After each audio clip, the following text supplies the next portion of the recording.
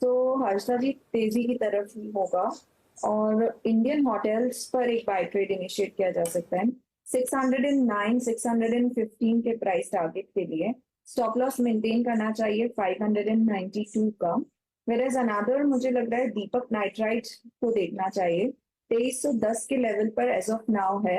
ऊपर में मुझे लगता है 2345 2377 के प्राइस टारगेट के लिए दीपक नाइट्राइट पर एक बाय ट्रेड इनिशिएट कर सकते हैं। स्टॉप लॉस मेंटेन करना चाहिए 2280 का। ओके, तो दीपक नाइट्राइट एक ही ट्रेड देंगे इस समय? दो ट्रेड दिए ना मैंने। I have Indian given hotel, Deepak. I skipped Indian hotel.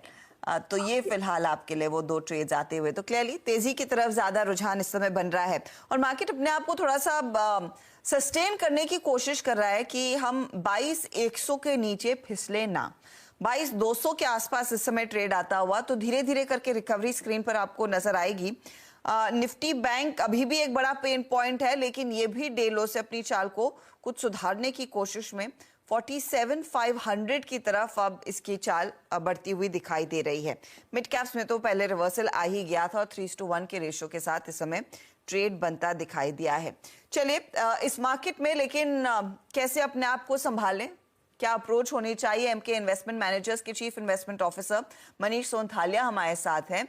और मनीष इक्विटी फंड मैनेजमेंट के 3 दशक का अनुभव रखते हैं।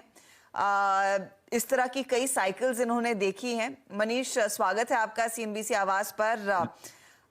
ये जो रीसेंट कल और आज में ऑफ कोर्स इजराइल ईरान की टेंशन बढ़ना, दूसरी तरफ बॉन्ड यील्ड एक बार फिर स्पाइरल करते हुए ऊपर की तरफ, क्या थोड़ी सी खतरे की घंटी फिर से बजने लगी है कि चौकन्ना रहने की जरूरत है इक्विटी मार्केट ट्रेडर्स को? देखिए, जब भी वॉर के संकेत मिलते हैं मार्केट्स को तो देखा यही गया है कि वॉर के बाद जो मार्केट्स में वॉर के पहले गिरावट होती है उससे ज्यादा बढ़त हो जाती है। तो ये हमने देखा है गल्फ वॉर में, हमारी जो कारगिल वॉर थी, यूक्रेन रशिया देखी है, और अब ये इसराइल और ईरान। तो अजम्पशन यही है कि बहुत ज्यादा कुछ एस्केलेट होके मतलब बहुत बड़ा कोई लड़ाई नहीं हो जाए। अगर ये होता है तो आई वुड से कि इंडिया में ये भी एक तरह से बाइंग अपॉर्चुनिटी ही दिखेगी। तो आई वुड से कि ये एक बाइंग ऑन डिप्स है, बट ऑब्वियसली रेट कट जो एक्सपेक्टेशन थी मार्केट्स की भी वो थोड़ी डिले डेफिनेटली होगी।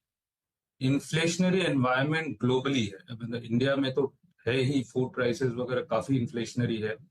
चूंकि सीपीआई और डब्ल्यूपीआई के नंबर्स अनुमान से कम आए हैं, एक थोड़ी सी एक सिल्वर लाइनिंग है, बट ग्लोबली इन्फ्लेशनरी एनवायरनमेंट है, तो rate cut would be second half of the financial year. जो फर्स्ट हाफ में एक्सपेक्टेशन थी वो नहीं है।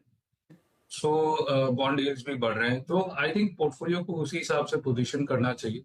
थोड़ी सी डिफेंसिव स्टांस होनी चाहिए, बट अदरवाइज आई थिंक ये बाय वन डिप्स मार्केट है अभी तक।